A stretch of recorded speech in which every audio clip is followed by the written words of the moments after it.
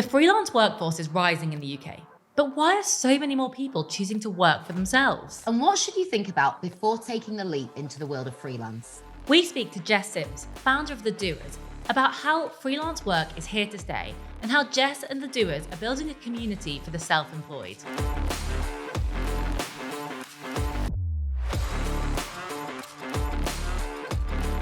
So, Jess, tell us a little bit about the Doers. What was it that made you quit a senior marketing role and start a business? So I was working in corporate America for the best part of 5 years, and I can safely say it almost destroyed me. But it did grow my little black book amazingly well. And a lot of my contacts within the industry were quitting corporate jobs and going freelance and bringing to the freelance world skill sets and experience that were really valuable to clients. So I wanted to do that myself. So I left corporate world, started the Doers, and built a really good community with all of these other freelance contacts of mine. And I wanted to bring us all together because I think we all know that freelancing can be incredibly lonely. And actually, it's nice to have a kind of makeshift team and bring people's skill sets together. And effectively, that's how the Doers was born. So we've kind of gone through 3 different phases of the business, I would say. So that first phase was very much building the freelancer network. So it was constantly looking for other freelancers that I didn't know, doing a lot of networking, which I hated at the time, but we force ourselves to do these things. And we really built out that network very quickly, probably quicker than I thought would ever happen. And then obviously what happened was we had so many freelancers on the books, but then the client work was there, but it wasn't enough to service absolutely everybody we had coming through. So we went into what I call Doers 2.0, which was focusing on client offering and services that we offer, the skill sets that we had that we could then offer to clients and really look at what we enjoyed working on, fine-tuning our services. So that was Doers 2.0. Just a second on that. When you say we, do you mean you and the collective of freelancers? So I always say we because I never feel like I'm doing this on my own. I have myself and then I have a kind of core team within the Doers. So I've got what I call my leadership team, which they've been with me for 3-4 years now, something like that.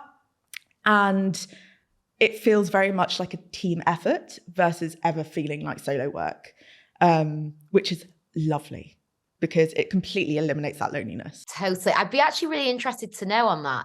When you were forming that kind of core team initially, who was the first important person you brought on that really helped? I can't actually even remember I think I had a whole flurry of people around the same time, but it was, I've always gone with this, it's gut reaction on people. Sure. It's not necessarily skill sets. It's just making sure they have the right attitude, ethos, and experience to bring to the clients that I would want to work with and my existing clients. And I can never put my finger on exactly what it is about our Doers. Yeah. But everyone has just a certain something and it's really quite magical. And it's interesting now because I've just hired what I'm calling the Doers doer. So she's effectively like an HR role. Yeah. And her role is to sharpen up the Doers database, but also to grow that network even further than it's already gone. And she keeps asking me the question, what is it that you really look for in someone when you're hiring a freelancer? And it's really hard to explain. I'm like, it's just this thing. It's just this gut reaction. I just know. And she's like, well, that makes my job really easy. Thanks a lot. Yeah. So we're still trying to work out exactly what that is. But there is definitely a correlation between all of our Doers in terms of their attitude to work. And I think it's really interesting with freelancers as a workforce. You have a lot of freelancers who are fresh out of university or think they're going to kind of dip their toe into the freelancing world, but without really thinking about what it entails. And they're the kind of freelancers I really struggle to work with because there's a huge difference between working in an agency or a corporate company and then working for yourself. And they've got to have a lot of independence and they've got to have this drive to do the work, but the passion to do the work as well. And that's missing from a lot of those kind of fresh, early freelancers. That's so interesting that you say that because I've never really thought about it, but actually when I look around at the people that I spend most time with, that I talk to most, that are business owners, freelancers, they are all people that have worked in a big company, in a corporate environment, and then chosen later on to go freelance. But I guess you probably learn quite a lot from your experience in corporate that you can take and that impacts the way that you work freelance. Is that what you've seen in that? Yeah, absolutely. You have a huge amount of experience, which I don't think you realize you're getting at the time. But when you start working for yourself and realize how many things you have to juggle, you look back and you're like, oh, that's what that learning was. And it all kind of makes sense. I think there are a lot of people out there that think it's a lot easier than it is. Yes. I could not agree with that one more. It's funny, I speak to a lot of people who are talking about the idea of going freelance, or who are maybe working part-time and side hustling a bit, and always talk so kind of enviously about working for yourself. And I'm like, guys, you have not got a clue. You have not got a clue. I call those the nod and smile moments. You just go, yes, okay. Yeah, but I mean, yeah, you've been through this as well recently. Yeah, totally. And I mean, I'd love to know kind of what the biggest challenges you faced are, because I can completely relate. I mean, there are so many things I can now see that I took for granted in my employed corporate role. And I absolutely was that person who would whinge about it and romanticize about how wonderful it would be if I worked for myself. But there are some huge challenges. And actually, what I think is really interesting about you guys specifically is that you're carving a really new path in a traditional industry. So I imagine that comes with, you know, all sorts of challenges of its own. So I'd just love to know kind of what have you found, and what have been the biggest challenges and the biggest learnings for you so far? So for me, I'm not a numbers person, I'm a creative head. So anything numbers orientated has been the most challenging thing known to mankind. And definitely the biggest learning, like tax. I had no idea about tax before doing this. I thought it was just an easy thing you can hand over to an accountant. Oh my goodness. There's just so many things to get to grips with.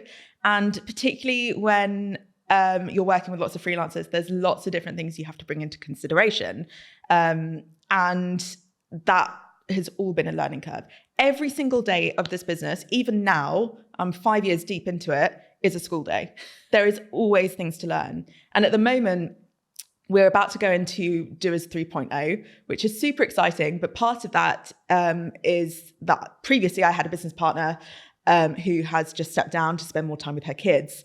And we are learning about share split ups. And I've given some shares to a new group of people. So I'm learning all about share agreements, different ways to do dividends, different types of shares, different stipulations you have to have with each of those. And then the conversations I've had to have with lawyers is just blowing my mind every day. I mean, I've had so many Googling sessions where I'm like, I'm just going to pretend I understand this and quickly Google the heck out of it. I'd love to actually ask on that point. You can imagine imposter syndrome is a term that comes up again and again on this podcast.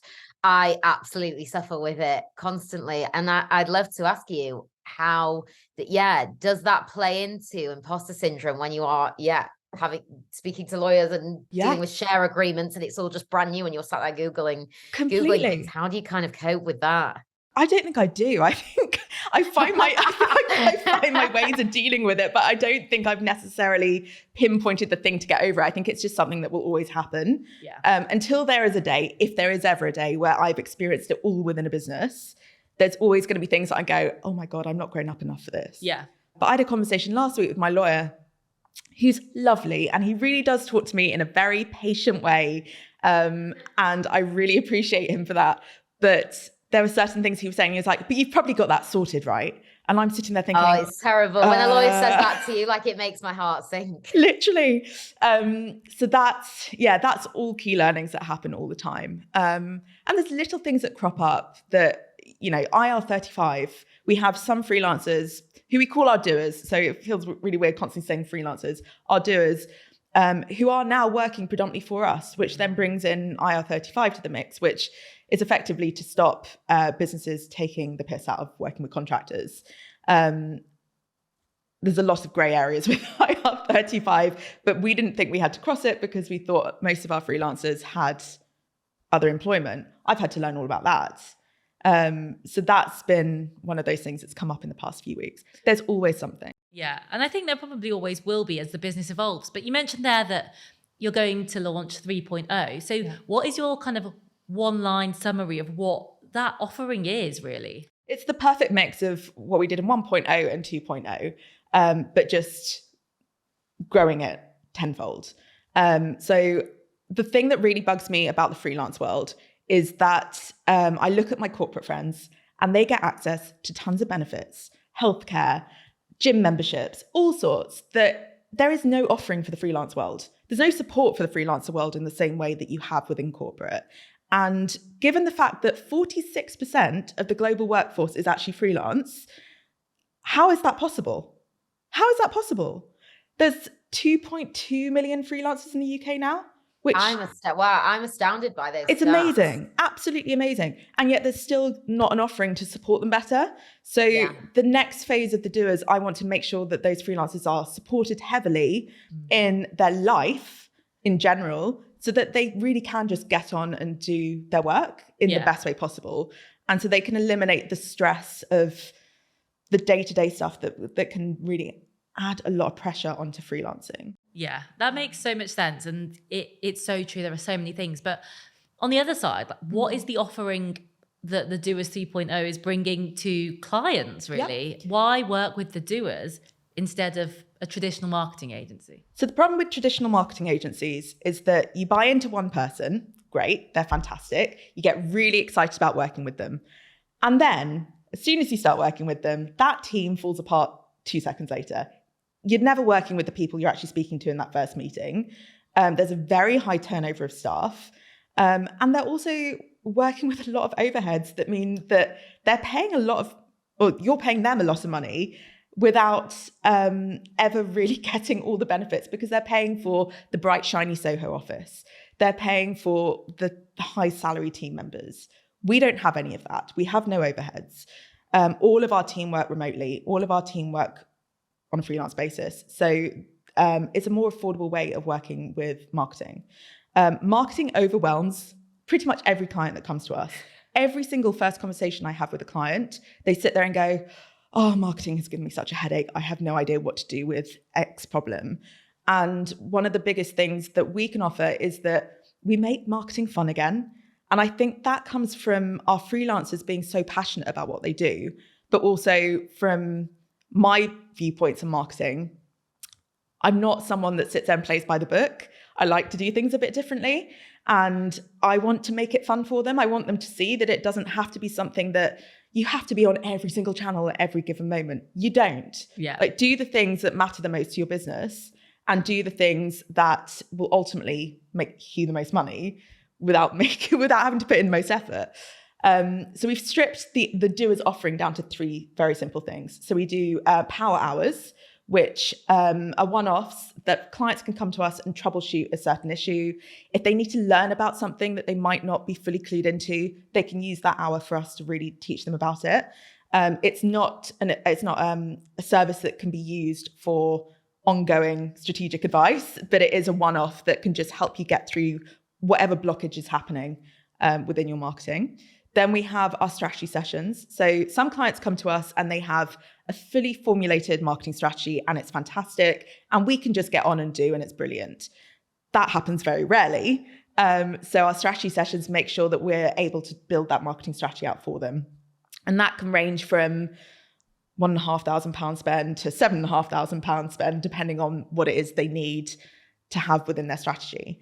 And then we've got the doing, which is pure and simple, like getting down to business and getting the work done. So making the marketing strategy happen. And that includes everything from copywriting to PR to influencer marketing to SEO, PPC, social media, paid social, content creation, you name it, we do it. And it's one of the things I love is that we can really work with a client to get to know their business inside out and know what we can plug in and offer them at any given stage and know that we have the expertise to offer to help grow that business for them.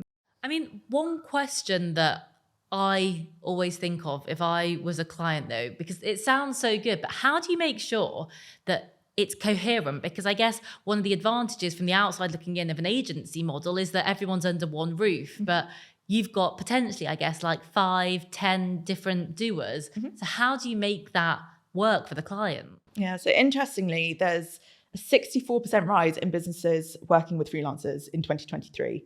So 64% of businesses are actively working with more freelancers.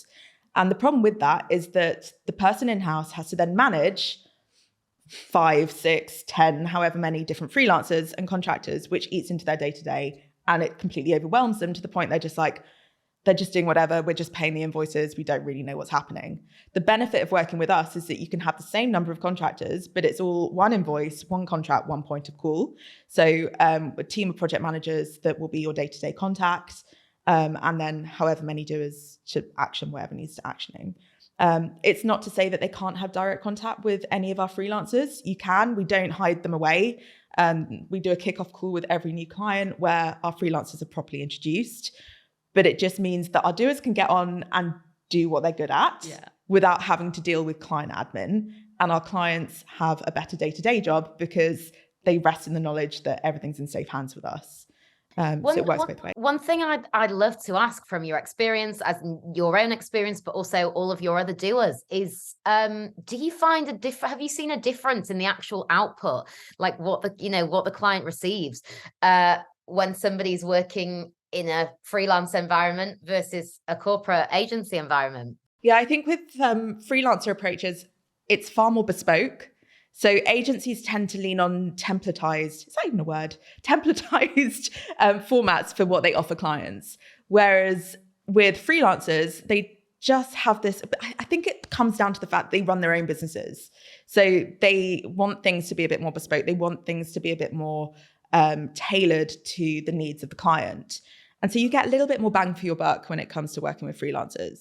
I find as well, just in my work, that there's no company to hide behind. It's on you. The client knows that you are doing the work. There's no one to hide behind. There's no excuses. So you feel more personal ownership and responsibility. And I know I've heard a lot that actually really makes your work more fulfilling if you feel that sense of ownership and responsibility. So I do wonder if that has something to do with it. But yeah, I think it's interesting, just out of interest, because I'm completely oblivious to the world of marketing and really need to be educated. But so if I come to the doers, is it likely that I would work with multiple doers?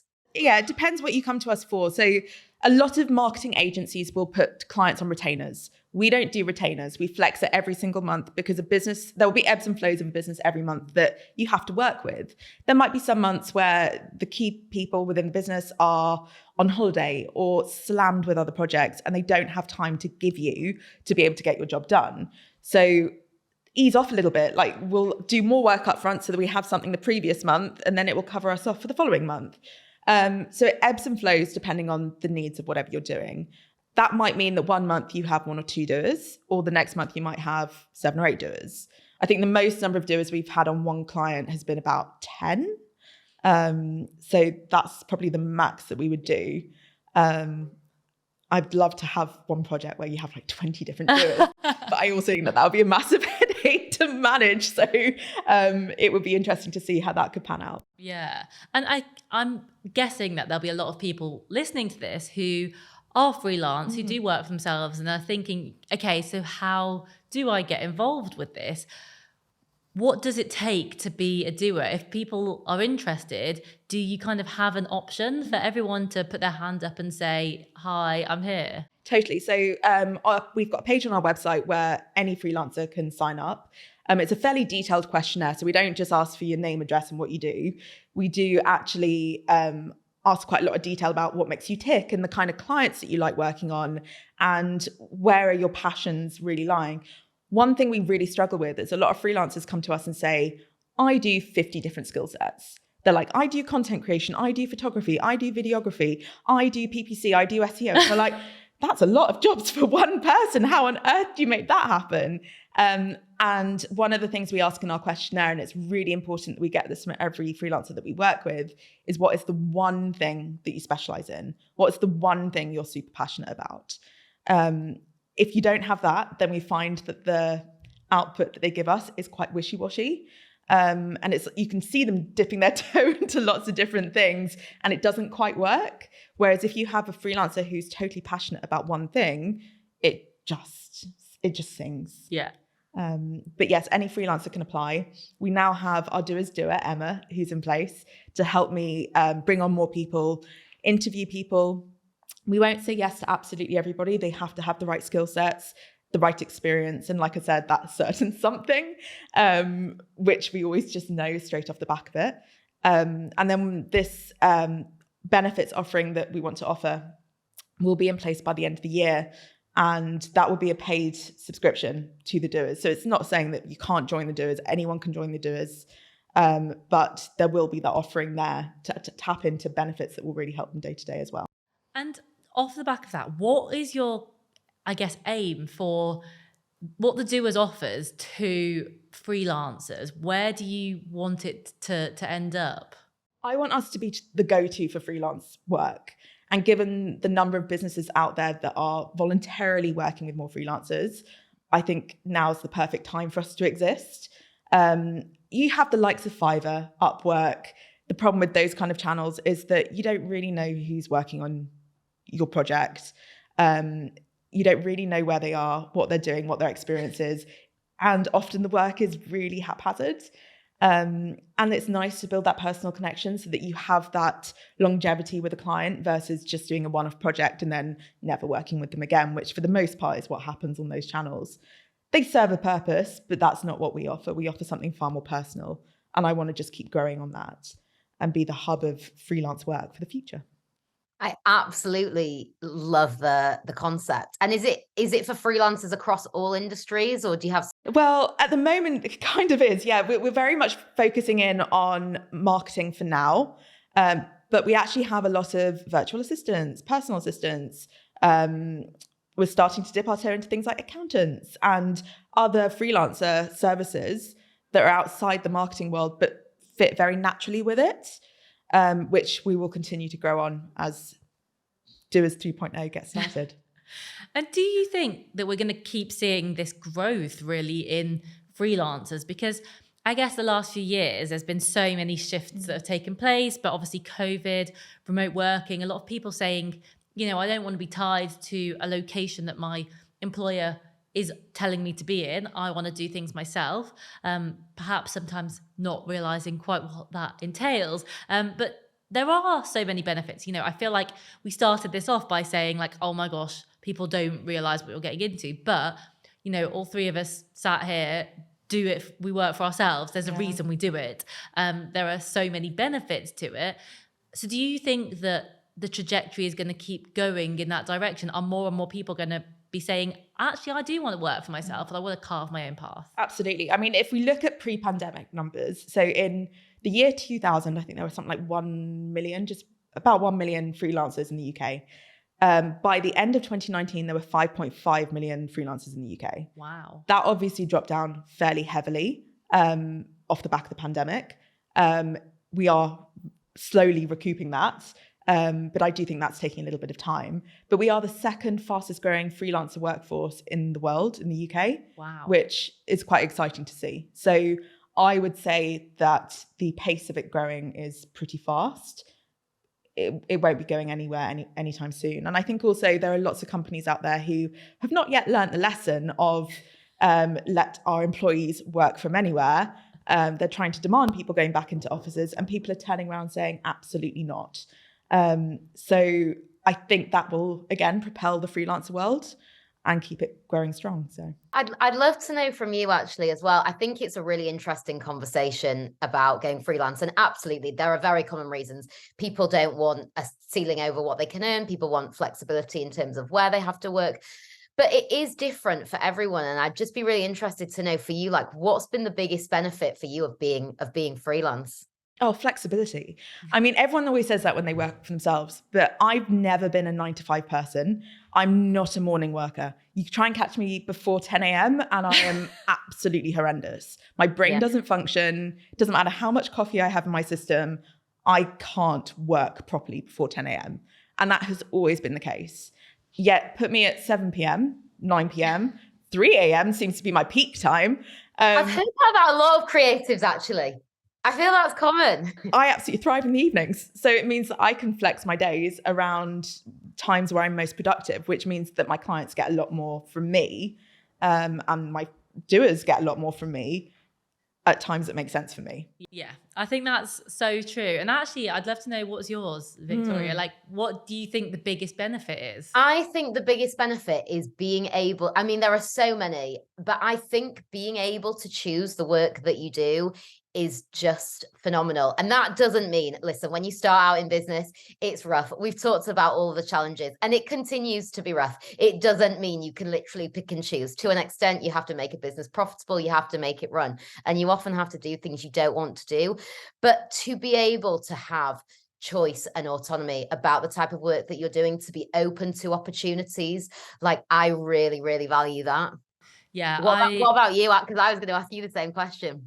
Yeah, I agree. I think that it's the opportunity and the potential, like the ability, like you say, to not have to just say yes to a boss who tells you this is what you've got to do and you have to do it, even if you don't want to do it. But it's the potential, the fact that there is no one telling you that this is the way things have to be. It's, you know, it is double-sided, but ultimately, like, there is no cap on what you can do.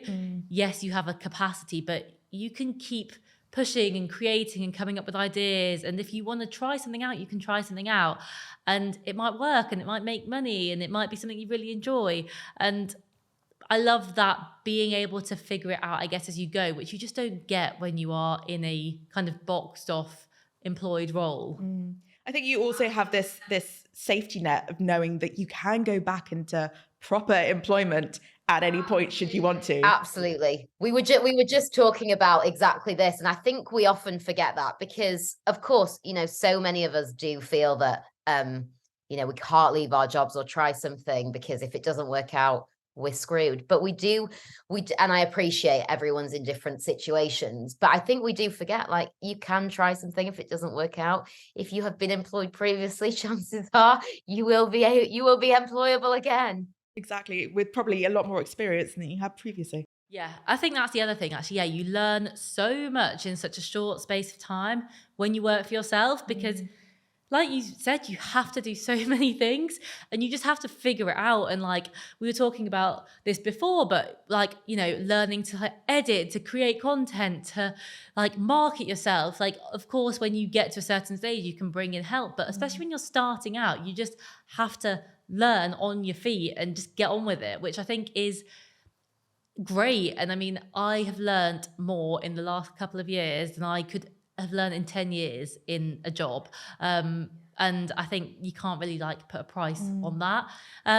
But for anyone that's thinking about going down the freelance path, you are an expert pretty much in freelance life. What would you tell them to consider? What are the things you need to think about, and any words of encouragement for anyone? So number one, definitely do it, but only do it when you have at least 3 to 6 months salary saved. So you could cover yourself for at least 6 months financially before you dig in. I did not do that. I literally left my job and the next day I had 4 clients and it was bringing in salary, but it wasn't anywhere near as much as I was earning in the corporate world. And then I just moved into a very expensive flat, which was costing me a lot of money in rent. And it absolutely drained my finances for the first 6 months to a year. And that's not to say I wasn't making money, I was, but it wasn't balanced in comparison to what I had previously. So my biggest piece of advice is always to get your finances in order from day one and do that before you've left your other job. Yeah. I would also dip your toe into working freelance whilst you still have secure employment. So taking on small projects with small businesses, it doesn't have to be big major names, just to start learning what it's like to work on your own. And do it in your evenings, do it at your weekends, because let's face it, if you work for yourself, you're working your evenings, you're working weekends. So it just gets you acclimatized to what that's going to feel like. I think if you can nail that, you're absolutely fine. I think also just being realistic about, how you want to work. So if you've never worked not with other people around you every day, you're going to have to find a co-working space. Cafes are fine, but they're busy, they're noisy.